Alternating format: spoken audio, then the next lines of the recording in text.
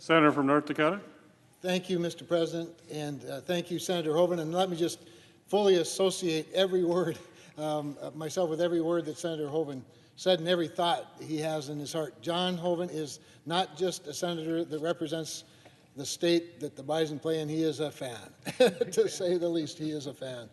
And Senator Hoeven did a great job, as has ESPN and everybody else, talking about and highlighting the legacy of Bison Nation, the 9 out of 11 national championships. So one of the things I've really appreciated about Coach Matt Entz, who, by the way, was named this year, again, the FCS Coach of the Year. That is his second FCS Coach of the Year, National Coach of the Year in the last 3 years. He's been the coach for 3 years. But as he likes to point out, while it is, in fact, the 9th national championship in 11 seasons for the Bison, it is the first one for this team.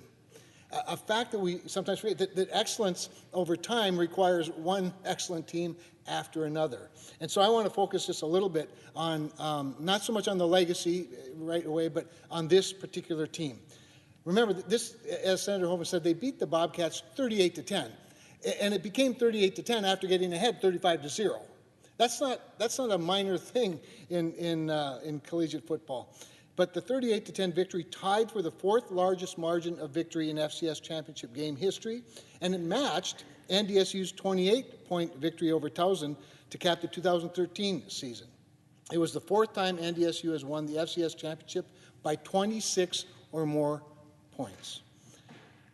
North Dakota State's 108 rushing yards in the first quarter and 160 in the second quarter marked the 3rd and 4th times in the 2021 FCS playoffs that the Bison ran for 100 yards in a quarter. Imagine that. Twice they did it in the same game. 103 in the first quarter and 116 in the second quarter of NDSU's second round win over Southern Illinois.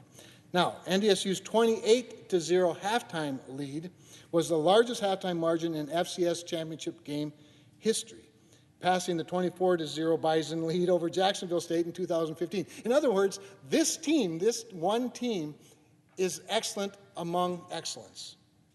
And several other, they had 378 yards rushing out of the 504 yards of total offense. They were the most by the Bison in the FCS championship game, surpassing a 300-yard rushing performance against Sam Houston State in 2012, and 488 total yards against Eastern Washington in the 2018 season.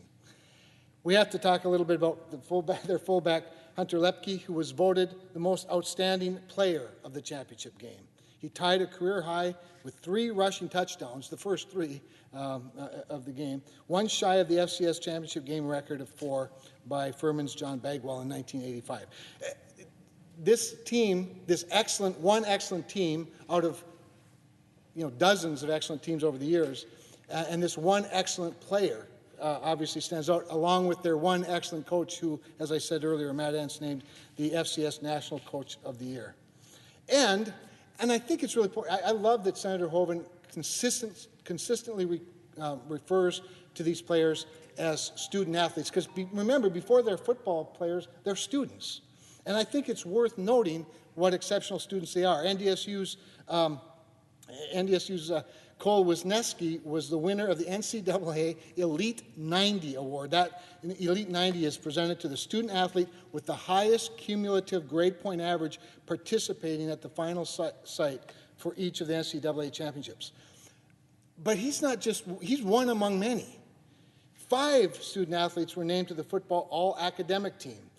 NDSU linebacker Jackson Hankey headlines this group of 5 Bison student athletes named to the Missouri Valley Football Conference All-Academic Team December 14th. Now, I think it's important to highlight some specifics about these guys. Hankey is a senior from Park River, North Dakota. John and I know that Park River, North Dakota is a pretty small place.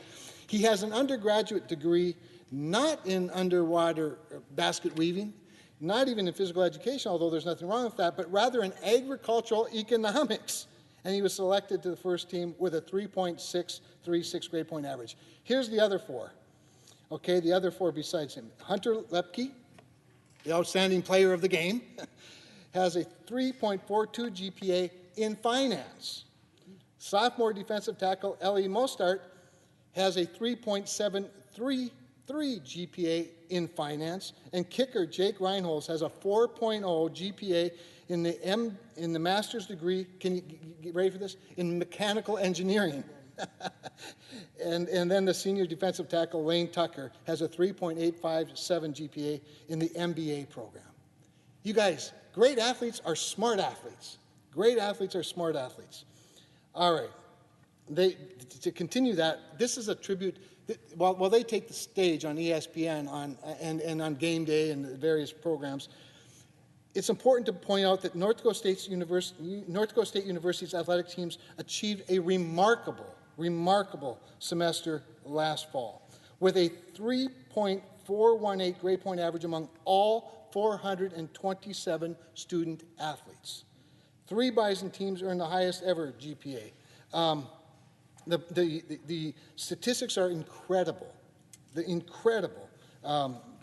In terms of academic achievement of these outstanding athletes throughout all of the sports at North Dakota State University, not just football. But they definitely lead the charge. So to wrap up, talking again a little bit about the dynasty.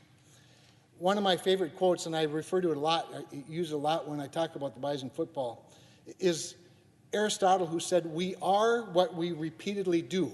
Excellence, therefore, is not an act, but a habit." It's not an act, it's a habit. 9 out of 11 national championships in the FCS alone. Before that, as Division II, they were in several and won several national championships. They never lost a national championship. In other words, they repeatedly win national championships.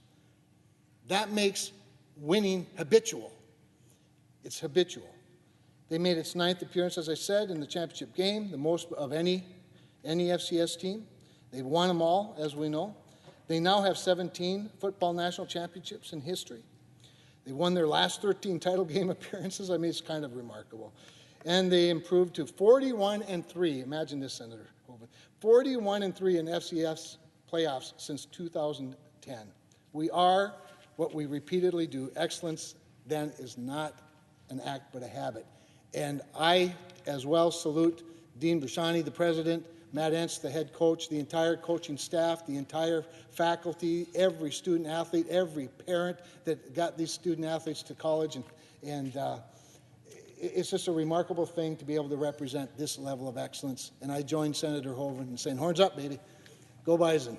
Go Bison. I yield. If I may, Mr. President. Senator from North Dakota. I want to thank Senator Cramer for his comments and wonderful commentary on these great student athletes. But one other point I want to make, just that goes to the excellence of this program. The last national championship they'd won, the quarterback was a wonderful player by the name of Trey Lance. He played 1 year as a redshirt freshman, so he easily could have been playing this year, which would have been probably his sophomore, maybe junior year. It's a little hard to say with the COVID spring season, but I think it would have been his sophomore year. But the reason he wasn't able to quarterback the team is because he was quarterbacking the San Francisco 49ers to a win in the NFL. And so they bring in another redshirt freshman quarterback who platoons with some other players, another wonderful quarterback, but Cam Miller. And so they win it with another player. But again, it just shows, even as they lose some of these players, sometimes in the transfer portal, sometimes the NFL, as Senator Cramer said, they keep bringing in just excellent athletes, and he mentioned a number of them. And it's not just that they're excellent athletes, they're student athletes. And again, that goes to the quality and the character of the program. And so again, we commend all of them. Senator Cramer, thanks for joining me. And also with Kelly Armstrong in the House in recognizing a wonderful group that truly deserves it, all of Bison Nation. Anything else, Senator Cramer? All right, we yield the floor. Mr. President.